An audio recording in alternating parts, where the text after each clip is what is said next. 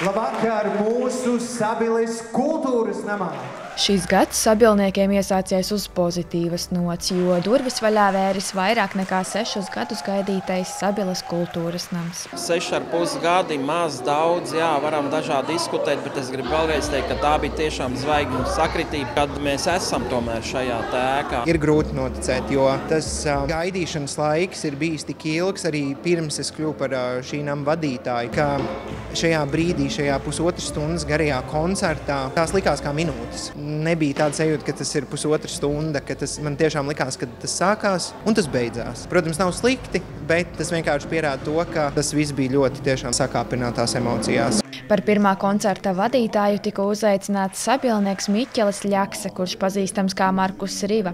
Viņš, saņemot zvanu no Sabiles kultūras nama vadītāja, pat neielūkojoties, vai šis datums viņam ir brīvs, atbildējis: protams, būšu, jo tā arī paša Miķeļa pirmā skatuve. Tagad tiešām sākās koncerts. Es skatījos gan uz tiem māksliniekiem, kas ir uz skatuves, un atcerējos to savu pirmo reizi, un to, kas par šo dzīvi, šo 30 vairāk kā gadu laikā ir kaut kas izdarīts. Mazliet asaras sariesās acīs par to, ka tas viss ir sācies, un par to, ka viss te turpinās, un ir skaista rekonstrukcija, un kultūras dzīve ir atgriezusies Sabilē. Lielā zāle šķiet tāda pati kā pirms 6,5 gadiem, kad kultūras namu slēdza, taču sabilnieki zina stāstīt, ka gluži tā viss nav. Cilvēki var teikt, jā, bet tai zālē jau no iepriekšējā laika tā kā stipri nekas nav mainījies. Protams, tas nav redzams, tas ir viss aizsegts, salabots, bet zem visa tā apakšā ir lieli metāli salikti. Tā kā te bija tie vēlējumi, ja, kad 50 un 100 gadus, es gribu teikt, ka tagad arī šī ēka, šī jaunā daļa arī stāvēs. Ir savādāk, aura ir pamainījusies.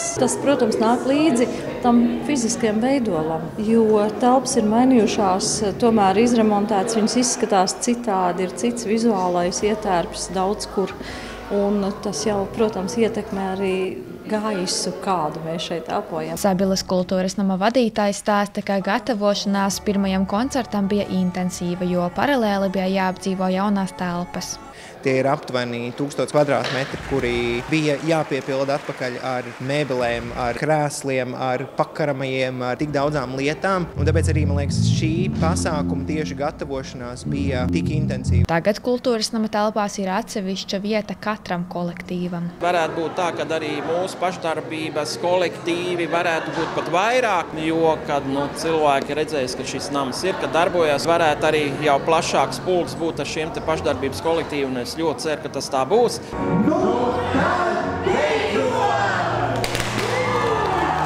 Lai arī Sabiles kultūras namā jau skan dziesmas un dejas, tas vēl aizvien gaida, kad arī ēkas fasāde tiks sakārtota un pieņemta eksploatācijā. Niceta Anna Stariņa, Terēze Matisone, TV9 Pakalni.